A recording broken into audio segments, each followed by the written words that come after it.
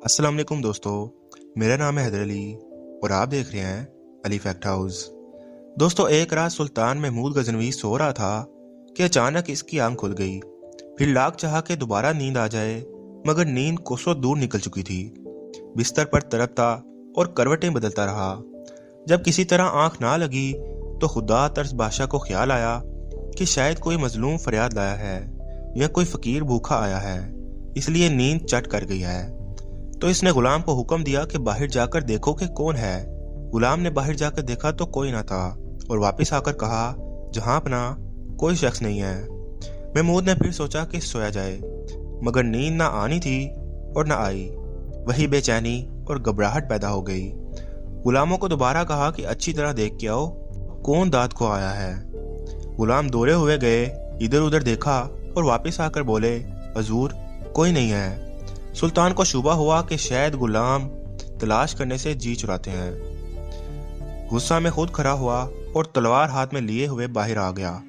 बहुत तलाश की, मगर कोई शख्स नजर न आया।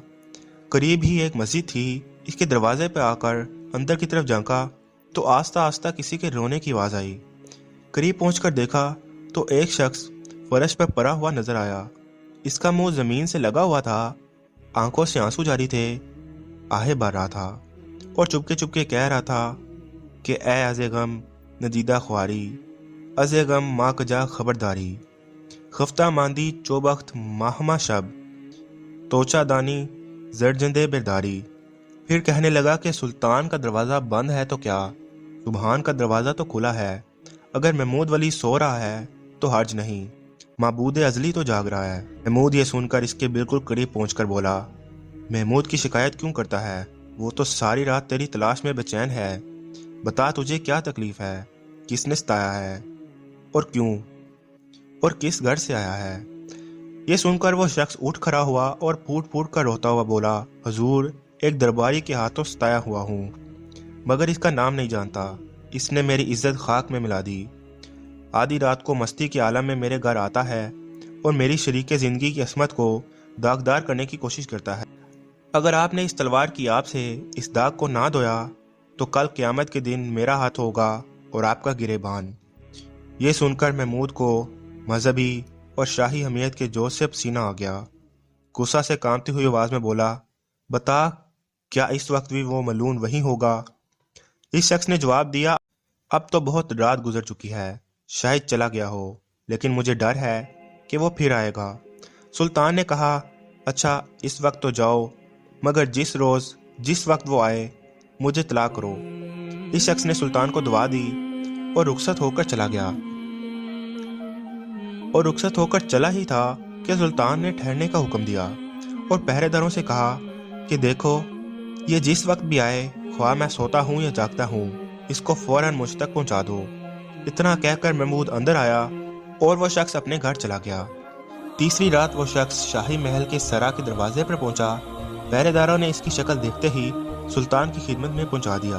सुल्तान जाग रहा था, तलवार लेकर उठ खड़ा हुआ और बोला, चलो रात को शिकार करने वाली लूमड़ी तक मुझे ले चलो। ये सुनकर वो शख्स आगे हो लिया और सुल्तान इसके पीछे पीछे रवाना हुआ। घर पहुंचकर इस शख्स ने वो जगह बताई जहां वो जालिम शख्स खजाना का सांप बना हुआ सो रहा था। सुल्तान ने तलवार का एक भरपूर हाथ ऐसा जमाया कि तमाम फर्श पर इंसाफ का लाला इज़ार खुल गया।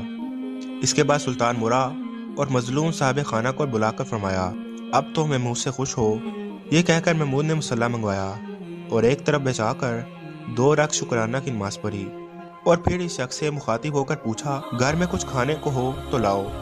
इस शख्स ने जवाब दिया, एक चूंटी सुल्तान की खातिर क्या कर सकती है, जो कुछ है हाजिर करता हूँ। ये कहकर दस्तरखान ढूंढ कर सूखी रोटी के कुछ टुकड़े लिए हुए आया और सुल्तान के सामने रख दिए। सुल्तान ने इस रगबत और शौक से टुकड़े खाए कि शायद उम्र भर में कोई लजीज गज़ा इस तरह न खाई होगी।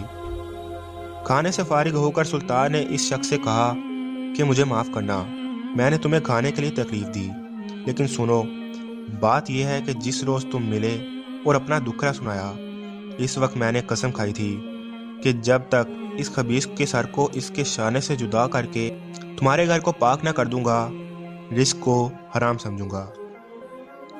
پھر 2 رکعت شکرانہ نماز پڑھی جس پر تم حیران ہو رہے ہو، لیکن سنو، اس شخص کے متعلق مجھے اندیشہ تھا کہ میرے بیٹوں میں سے کوئی ہوگا۔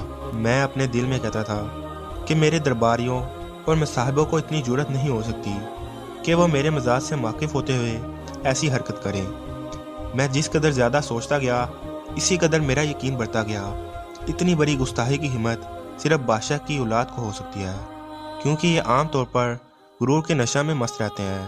چنانچہ میں تمہارے ساتھ یہاں اپنے کسی فرزند کو قتل کرنے کے ارادے سے آیا تھا۔ جب میں نے صورت دیکھی تو معلوم ہوا کہ یہ میرا فرزند نہیں، کوئی غیر شخص ہے، اسی لیے میں نے خدا کا شکر ادا کیا۔ دوستو، اس چیز سے ہمیں حاصل ہی ہوتا ہے کہ بے شک بادشاہ ہو تو ایسے انصاف کرنے والے۔ اللہ کرے ہمارے حکمرانوں کو بھی اس واقعے سے سبق حاصل کرنے کی توفیق حاصل ہو، آمین یا رحمت العالمین۔ دوستو، امید کرتا ہوں کہ آپ کو اس واقعے سے کچھ نہ کچھ نیا سیکھنے کو ضرور ملا ہوگا اور آپ کو یہ ویڈیو پسند آئی ہوگی۔ اب میں ملتا ہوں آپ سے ایسی ایک انٹرسٹنگ ویڈیو میں، تب تک کے لیے اللہ حافظ۔